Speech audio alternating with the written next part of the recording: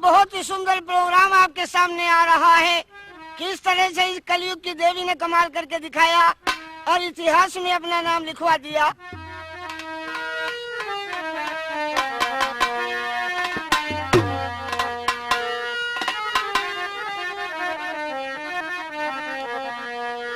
परम पिता परमात्मा करी बुद्धि परीक्षा।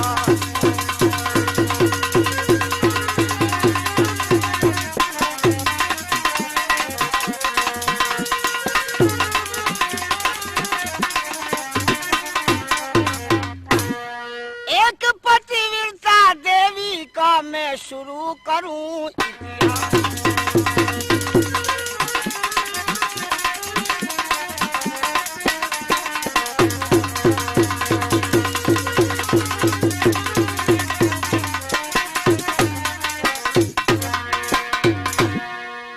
देखिए एक धार्मिक किस्सा आपके सामने आ रहा है।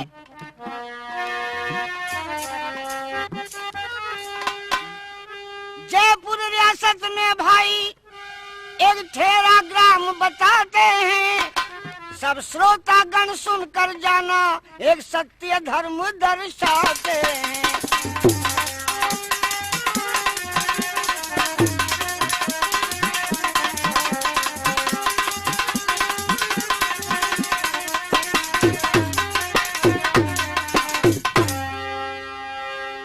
जयपुर रियासत में ठेरा ग्राम बताते हैं, श्रोतागण सुनकर जाना एक सत्य धर्म दर्शाते हैं। जय सिंह और वीर सिंह वहाँ पढ़ते सुनो ये दो भाई, काश्तकार भी थे पूरे अब आगे सुनो ध्यान लाई।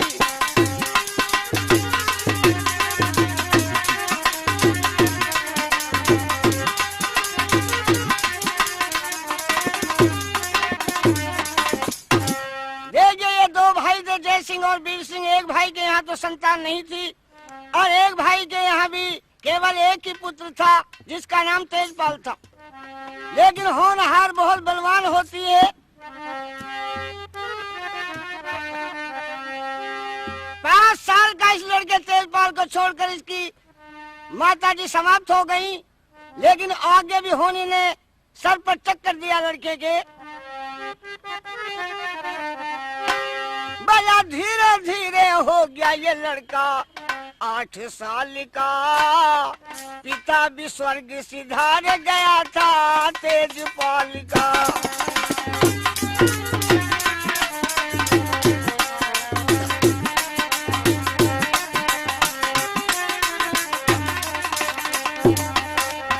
धीरे धीरे हो गया ये लड़का 8 साल का, पिता भी स्वर्ग सिधार गया था।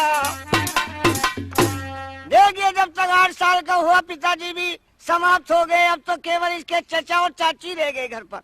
लेकिन इसे छाती से लगा लिया चचा और चाची ने और अपने ही बेटे की तरह से प्यार दिखाने लगे। क्या मर गए पिता और माता, चचा छाती से इसे लगाता, वो चचा छाती से इसे लगाता और यूं समझाता समझूंगा तुझे अपना ही बाल का, और चाची करेगी प्यार तेरे से अपने लाल का।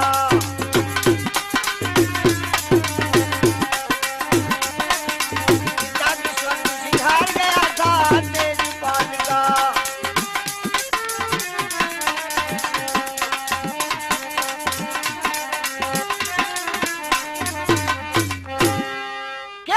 कर्म कभी ना चलता, इसमें न जोर किसी का चलता, भाइयों इसमें न जोर किसी का चलता, अरे हिलता ना तिल भर भी लेखा दीन दयाल का।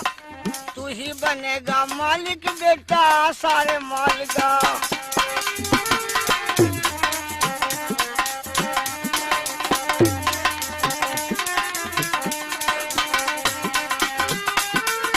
हो गया लड़का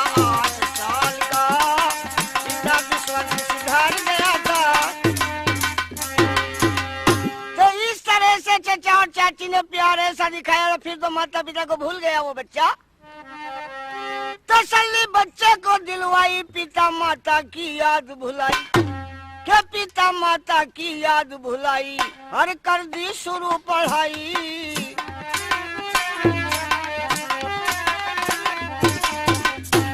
कर दी शुरू पढ़ाई, बीता समय बबाल का, नंदराम नहीं किसी को ब्यौरा रे भावी हाल का।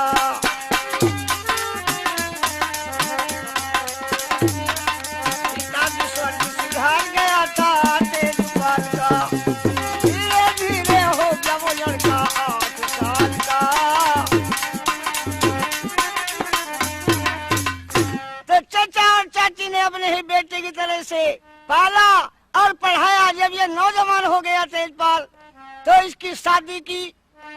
शादी कहाँ से? नागरीबाद से चंद्रवती के साथ में इसकी शादी हुई। देखिए ये कैसे कमाल की देवी घर में आई। तो चंद्रा के साथ में शादी हो गई तेजपाल की। ये चंद्रा एक रात ससुराल रह करके वापस अपने पौसाल में पहुंच जाती है। लेकिन गजब की बात तो ये हो गई, इसके पौसाल का ही रहने वाला है गुंडा लड़का, जो रोजाना इस चंद्रा के चक्कर में रहता था। एक दिन ये बेचारी पिता का खाना लेकर के जंगल में गई हुई थी, उधर से वापस लौटी आ रही थी। ये गुंडा रास्ते में मिल गया और आगा घेर कर बड़े अनुचित शब्द कहने लगा एक चंडाल। और क्या कह रहा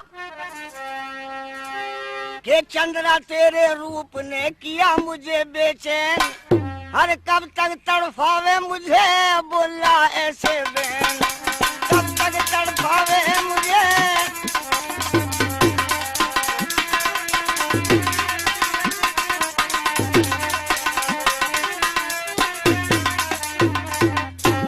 प्रेम की प्यास बुझा दीजिए, मैं तेरे रूप ने मार दिया, कैसे तेरे चक्कर में पर तूने कुछ नहीं ध्यान दिया।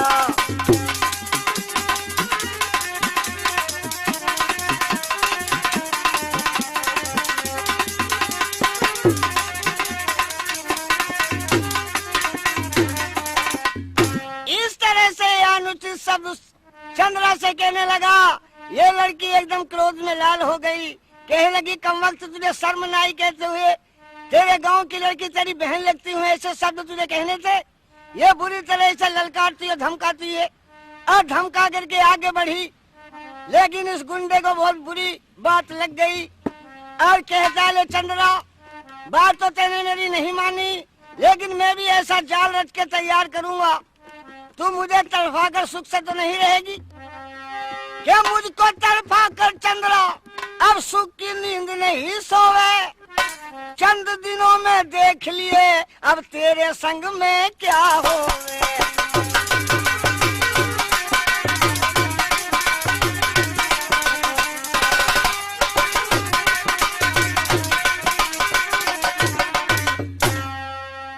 तो ये गुंडा सोचता है कोई जाल ऐसा रच करके तैयार कर जो तमाम जिंदगी भरी से भी सुख ना मिले और परेशानी में रहे।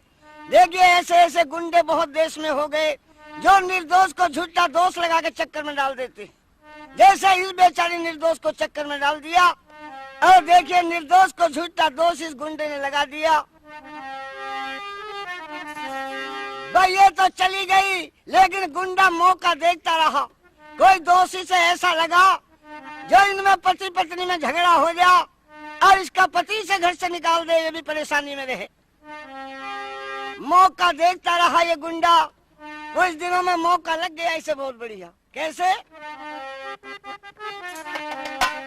कि उस पतिव्रता देवी को क्या पापी ने दोष लगाया है, क्या पापी ने दोष लगाया है, जब तेजपाल चंद्रा के संग में गौना करने आया है।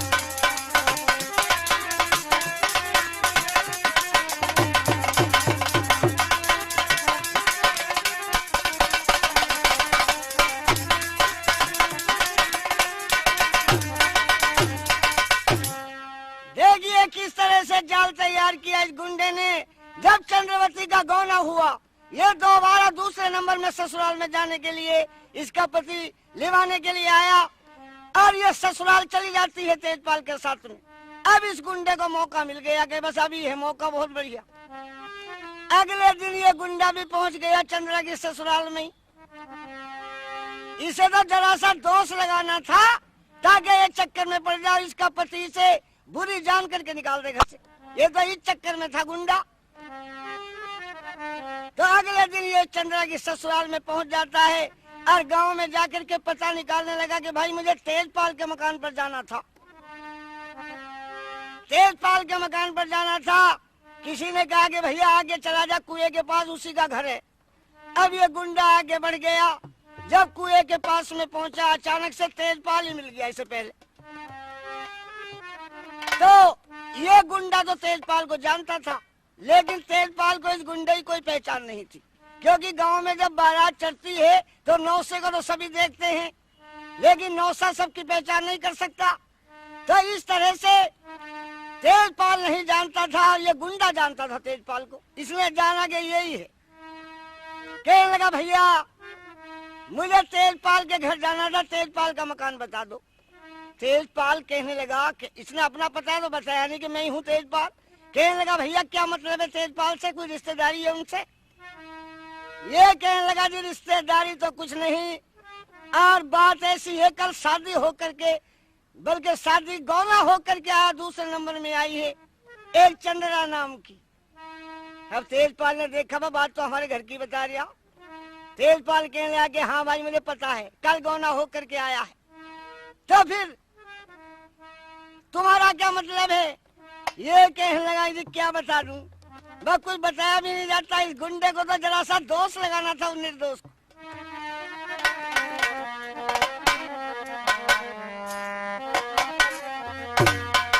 तो यूं के मुझे मिला दो चंद्रा से, वो जो गौना होकर के आई है, मुझे मिला दो चंद्रा से, चंद्रा बिन जिया ना लगा यहाँ आया। मिला दो चंद्रा से, चंद्रा बिन जिया ना लगा यहाँ आया।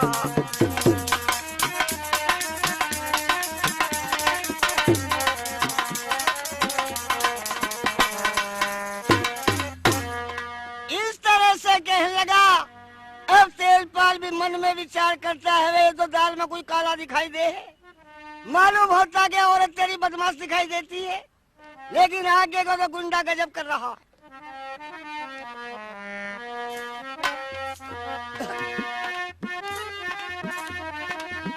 यूं के मैं मजनू वो लैला है, प्यार बहुत दिनों पहला है।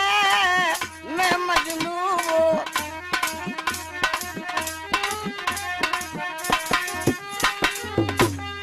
फिर तरफता चंद्रा बिन मुझे आई वो छोड़ अकेला है।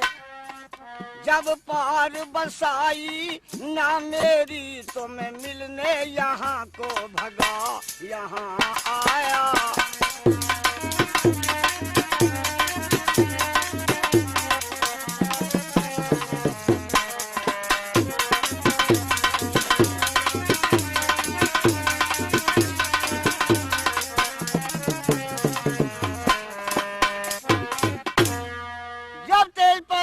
सुना जान गया, मालूम होता है कि सही बात है, बिल्कुल औरत तेरी बदमाश है, निकाल दे पापन को इसी वक्त घर से। पर आगे एक बात बड़े गजब की वो गुंडा कह गया और भाग गया। क्या वो मेरी दिल जानी है, प्रीत बड़ी लाशानी है। वो मेरी दिल जानी है, उसी के हाथ की मेरे पास एक अंगूठी खास निशानी है। जब तेजपाल ने इतना सुना तो तीर सीने में एकदम लगा यहाँ आया। ओ मुझे मिला चंद्रा से, चंद्रा बिन जिया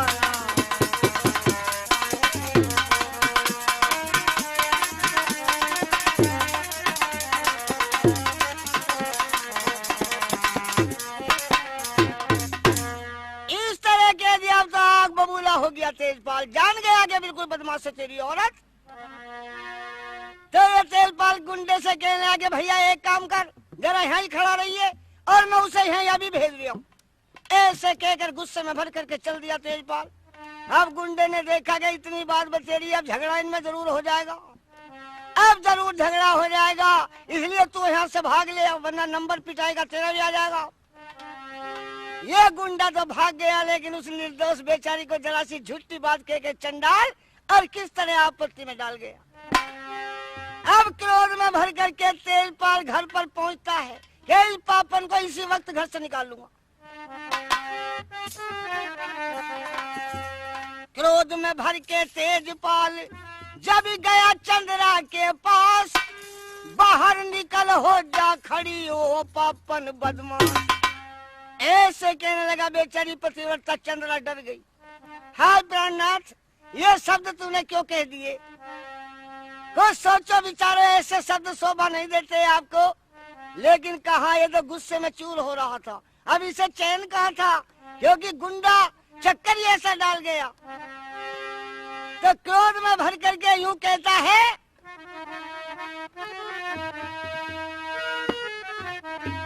कि चली जाइए नार बदकार, निकल जा मेरे घर से, चली जाइए नार बदकार, कुएं पे वो यार तेरा है, वो चली जाइए।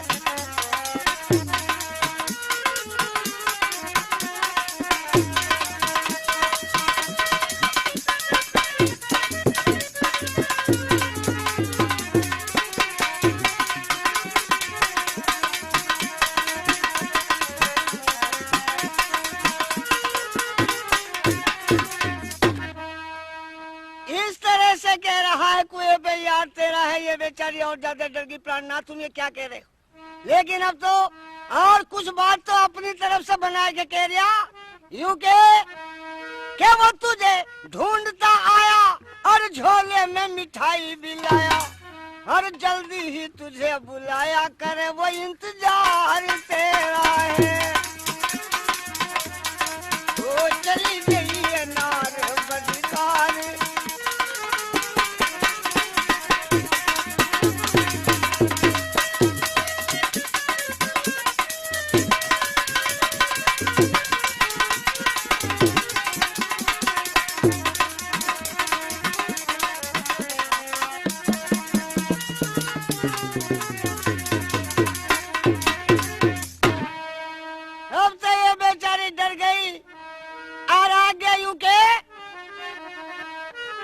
छोड़ दे इसी वक्त मेरे घर को और देख ले तू जाकर उस दिलवर को। ऐसा पता नहीं था वो शादी करता नहीं तेरे साथ में।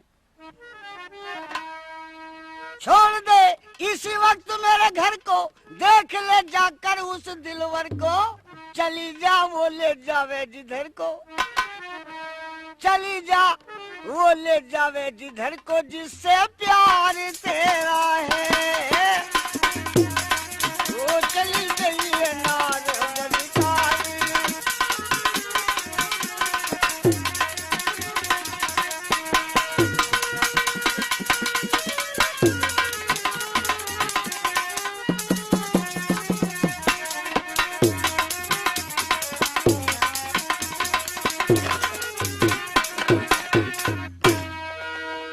बला तीर से बोल लगे एक साथ और कांप गया बेचारी का गात, होए कांप गया बेचारी का गात। पिया तुम कैसी कह रहे बात, तू ही भरतार मेरा है।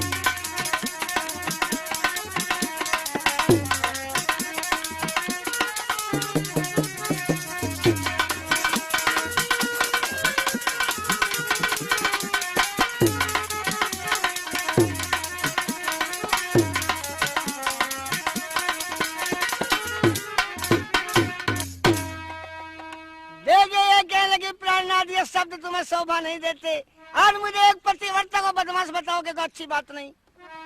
ये कहने लगा या तो राज्य में निकल जाए इस घर से, अब यहाँ रहने वाली नहीं तू, वरना फिर बहुत बुरा ढंग कर दूंगा तेरा। ये कहने लगी प्राणनाथ तुम्हें किसने बहका दिया जो ऐसे शब्द मुझे बोल रहे हो? बस अब दिल को चैन कहाँ था, तन बदन में आग लगी हुई थी। इतनी सुन के तेजपाल ने हाथ में डंडा लिया उठाए।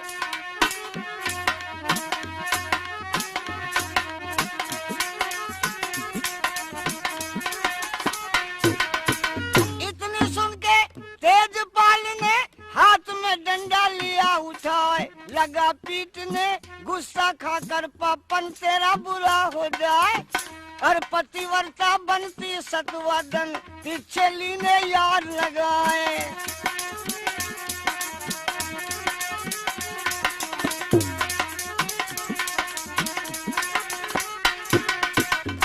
मार मार के तिरछी कर दी चंद्रा गिरी तमाला खाए। शोर सुना आ गए पड़ोसी पतिव्रता जब दही छुड़ाए।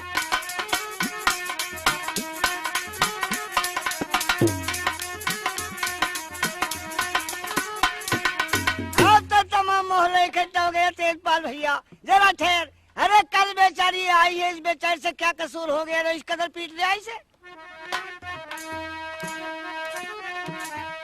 मार मार के तिरछी कर दी चंद्रा गिरी तमाला खाए। शोर सुना आ गए पड़ोसी पतिव्रता जब दही छुड़ाए। और तेजपाल ने और किसी को अपना पता बताया न है।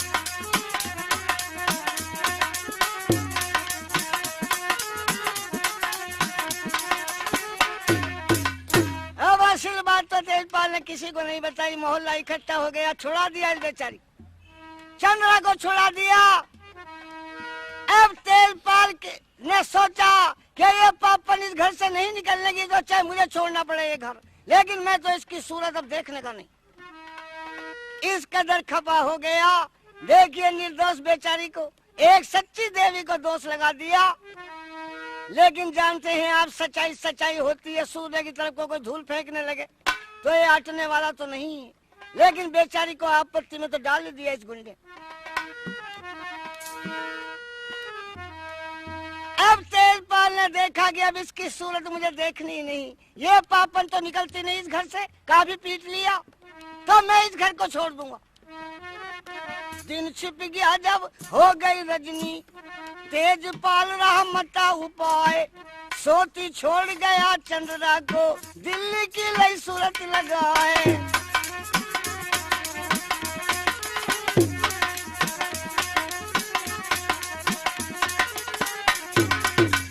बस आधी रात के समय त्याग पत्र दे गया इसका, ले कम वक्त तू ही रहे इस घर में, मैं तो इधर को आने गई तेरी सूरत अब नहीं देखने का।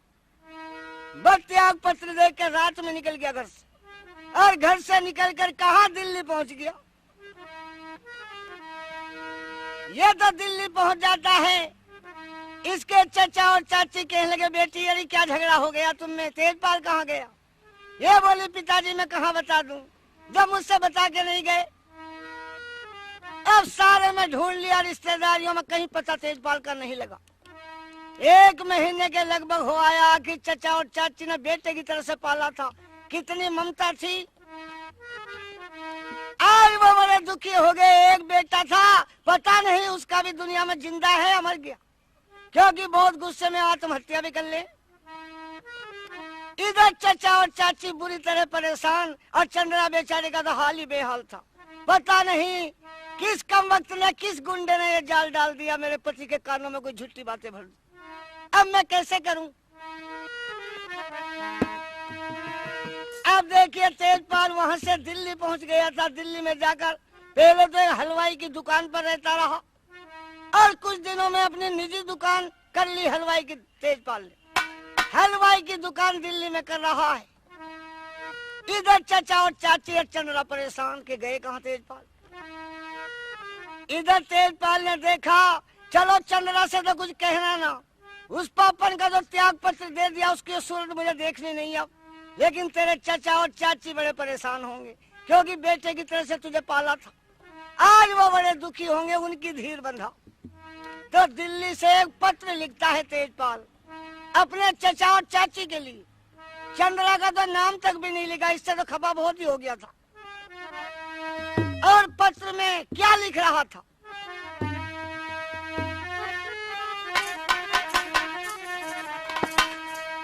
एक महीना बीत गया इसे करते करते काम, भला खत लिख डाला तेजपाल ने अपने चचा के नाम।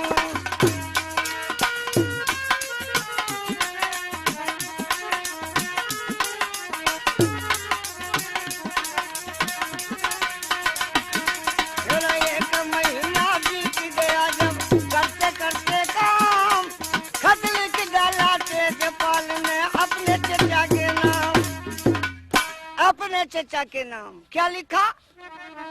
सबसे पहले तो हाथ जोड़ के लिखा नमस्कार, मैं दिल्ली में कुशल पूर्वक रहा हूँ दिवस गुजार। चचा जी आप मेरी चिंता न करें, आपका बेटा तेजपाल दिल्ली आ गए। केला कुचे मोहल्ले में मेरी हाट बीच बाजार, हलवाई का काम करूं नित लड्डू पेड़े तैयार।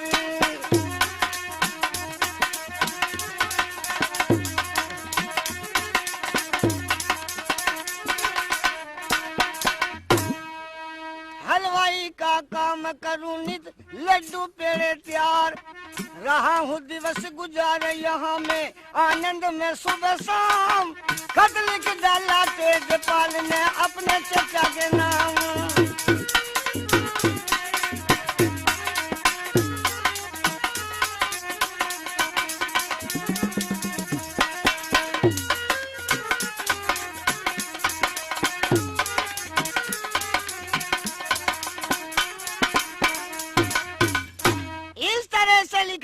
लेकिन आगे एक बात और भी लिख दी, एक बात का और भी रखियो दिल में ख्याल चचा जी, दे दियो जमीन बटाई पे जरा रखियो संभाल चचा जी।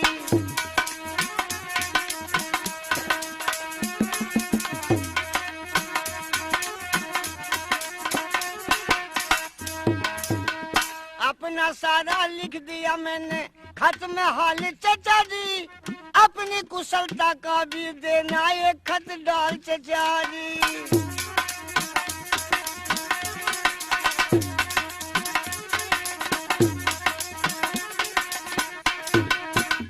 बस ये लिख दिया, खत को पढ़ते ही अपनी राजी खुशी का पत्र जरूर डाल देना इसी पते पर, केला कुचा मोहल्ला दिल्ली। अंतिम में लिख दिया जोड़कर चाची को प्रणाम, खत लिख डाला तेजपाल ने अपने चचा के नाम।